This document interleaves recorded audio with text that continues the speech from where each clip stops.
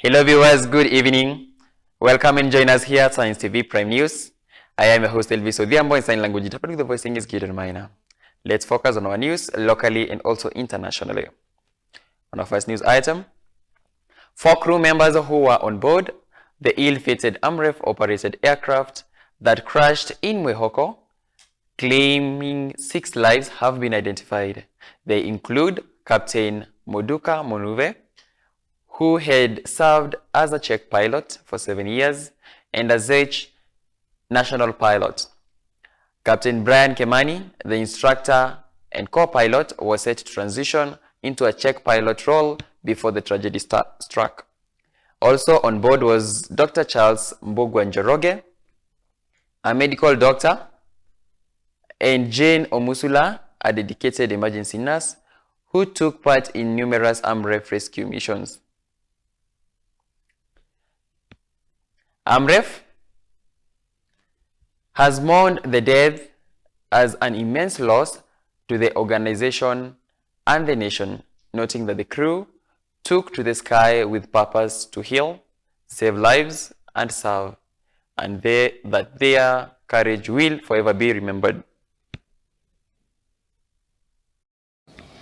This is an immense loss, not just to the AMREF Health Africa family, but to the entire nation. We honor the lives of Captain Moduka Monuve, Captain Brian Kimani Miero, Dr. Charles Mbugwa Njoroge, and Nurse Jane JaneOmusula, who made the ultimate sacrifice in service to humanity. These were not just professionals, they were heroes. Captain Moduka Monuve was the captain in this aircraft, served for nearly 7 years as a captain and Czech pilot on both Cessna Citation XLS and the Pilatus PC-12, with over 10,000 hours of flying experience. Captain Brian Kimani Miero was the co-pilot. He was an instructor and captain on the PC-12 and was transitioning to become a Czech pilot on the same aircraft. He had over 5,800 hours flight experience. Dr. Charles Mbugwa Njoroge served for more than 7 years and was a dedicated medical doctor. The nurse, JaneOmusula, served as an emergency flight nurse for over 4 years and 8 months.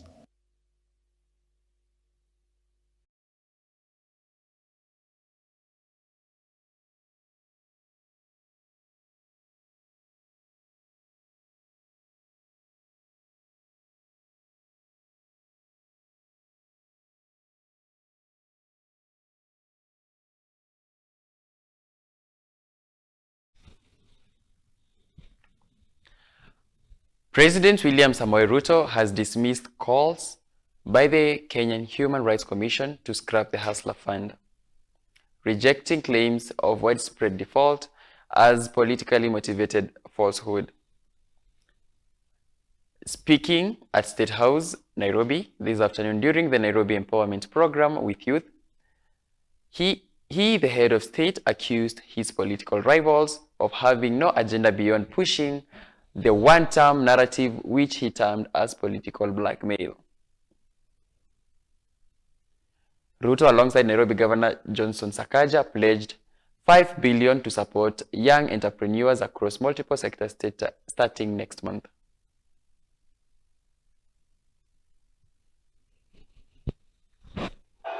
We will not succumb to the blackmail of one term. We will not succumb to the threats of one term. We are committed to the transformation of our nation. We are transforming our country. We are transforming our agriculture so that we can get rid of the shame of hunger. You have no plan. Mimi nataka niwaulize, wenye kuamua ni nyinyi ama ni wale? Nyinyi ndio mtaamua. Tamu ya mjumbe nani ataamua? Tamu ya MCA nani ataamua? Tamu ya mama county nani ataamua? Tamu ya rais nani ataamua? Sini nyinyi. Na mtaamua kulingana na kazi ya kila mtu. Ni kweli ama si kweli? Ati Nairobi mnasemaje? Mbona sijasikia my friends? Ati Nairobi mnasemaje?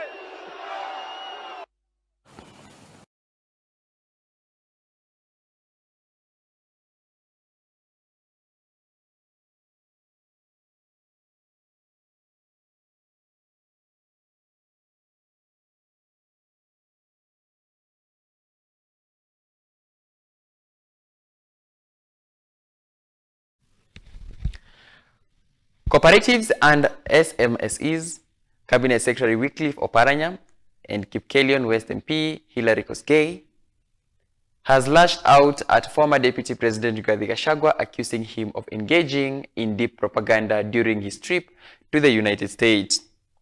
Speaking this afternoon in Sigoi, the two leaders dismissed Gachagua's threat to present an alleged dossier to former U.S. President Donald Trump against President William Ruto, terming it a political stunt aimed at remaining relevant. Metangatanga huko Amerika. Na tumepata habari kuwa amekosa fare ya kurudi nyumbani. Mnataka tuchangie ama saa ile yako huko amani iko Kenya?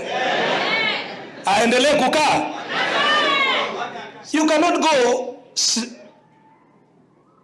selling cheap propaganda to Europeans. Hawa si watu ya Mlima Kenya wenye unawadanganya hapo. Wale ni wazungu wamesoma, wanajua hii nchi, wako na uhusiano wa kudumu. They have an ambassador in this country. When they have an issue, they have a channel to reach the president and to address those issues. They don't need a busybody in America.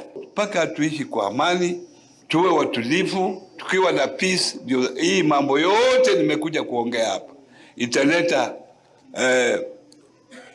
italeta nafuu, itakuwa vizuri kwako, italeta nafuu kwako kama mwananchi, tena kwa serikali, na serikali kuendesha mambo yake ya kusaidia nyinyi. Lakini hata inzi ikipita, William Ruto, ikipita William Ruto. Sasa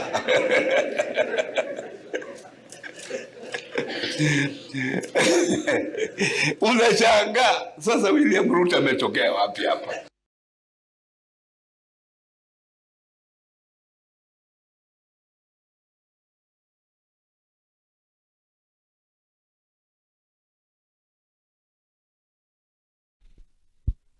Eight people have been confirmed dead this morning following a grisly road accident along the Kajiado-Nairobi highway at Koromoi in the Namanga-Kitengela area. The early morning crash involved a lorry and a matatu belonging to Nailepu Sacco. Witnesses said the lorry driver was overtaken before colliding head-on with the 14-seater matatu, which was heading to Kitengela from Isinya town. Isinya Police Commander Simon Lokitari confirmed the incident, stating that the bodies have been taken to Kitengela Hospital mortuary, while one survivor is admitted in critical conditions. Wale wenye wamekufa wako watu 7, tumeweka hapo kwa gari ya polisi, na hii accident ni mbaya sana. I got the information kupitia mtu wa pikipiki ambaye ameniuliza kama nina habari kuna ujumbe umetokea kuhusu ajali mbaya kule Saitoti. So kuanzia hapo basi nikatoka nyumbani mbio na kufika nikadhibitisha kwamba kulikuwa na ajali, na bahati mbaya mke wangu ametuacha kupitia ajali hiyo. It's very unfortunate, na tunaomba Mungu tu atusaidie kwa sababu ni pigo ambalo hakuna mtu ataweza kuziba nafasi hiyo. The accident, this happened that the driver of the said lorry failed to keep his proper traffic lane, hence causing head-on collision with a matatu. Remember one time. Now, at the scene, we collected 6 bodies, 2 men and 4 women.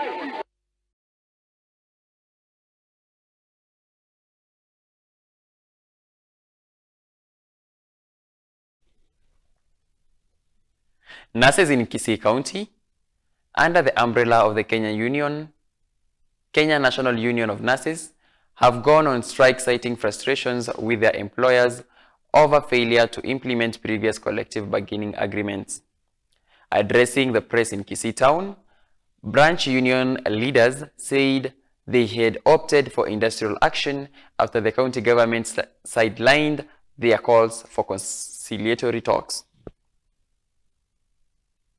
The demands include the payment of uniform allowances and the resolution of non-remittances of statutory deductions to relevant bodies, a situation they said has led to challenges such as loan services disruptions. Who have gone for loans. Loans are not being paid, union dues are not being paid, and then other relevant financial institutions are not being paid their dues. But on the other side, the government of Kisii deducted their money. Now we are backlog of 3 months along the line, and there is no clear explanation to why the county government is not remitting these statutory deductions. We want again to tell the public to ensure that services to the public facilities is no more from today. Hivyo tunataka kuambia serikali ya kwamba walikataa kukuja kwa mesa tusungumze mara 3. The conciliator aliwaandikia mara ya kwanza wakuja, ya pili, ya 3 hawakukuja. Sasa tunataka kuambia ya kwamba sisi tuko nyumbani na wao wakiwa wamekataa kukuja, wao ndio wamegoma. Na ni aibu sana wakati wanaandikiwa wakuje hawakuji mpaka nurses wanaamua kwenda nyumbani. Kwa hivyo it is their failure to come on the table to negotiate.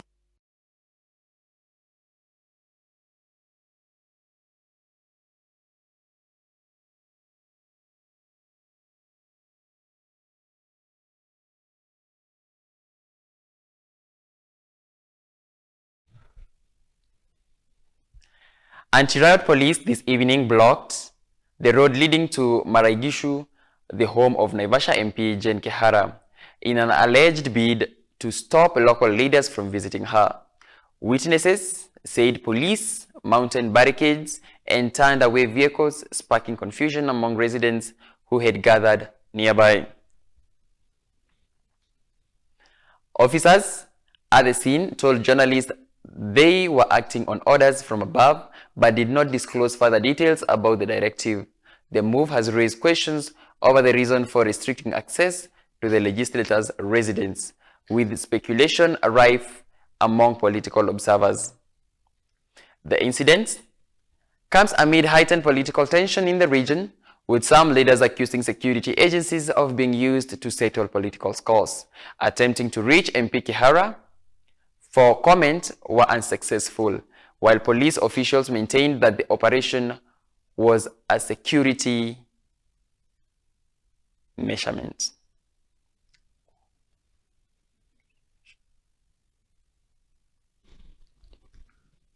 On other news,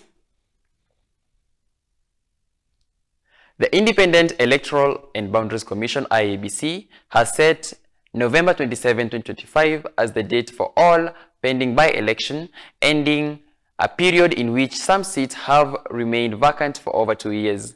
In a Gazette notice dated August 8, IEBC Chair Erastus Edokon listed 16-ward contests in counties including Samburu, Nandi, Tana River, Garissa, Nairobi, Kakamega, Elgeyo Marakwet, Machakos, Narok, Kajiado, Uasin Gishu, Nyamira, and Turkana. By-elections from the Baringo State Senate seat, as well as MPs for Banisa, Kasipul, Magarini, Malava, Mbeere North, Ugunja, and the MCA seat for Kabushai will be gazetted on August 11. Political parties must submit names of their candidate by September 17th, while public officers intending to vie must resign within 7 days of the notice. Independent aspirant must have quit any political party at least 3 months before election day and submit their names by the same September deadline.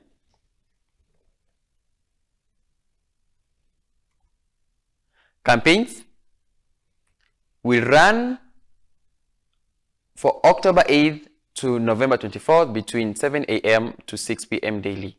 Parties and candidates are required to submit names of their election agents by November 11th, with the poll set to use the certified voter registered published on June 21, 2022.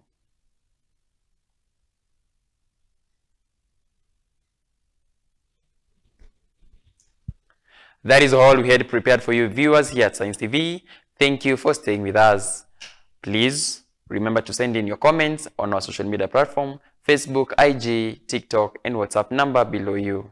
I have been your host, Elvis Odhiambo, and sign language interpreting the voicing is Gideon Minor. Enjoy your night and bye-bye.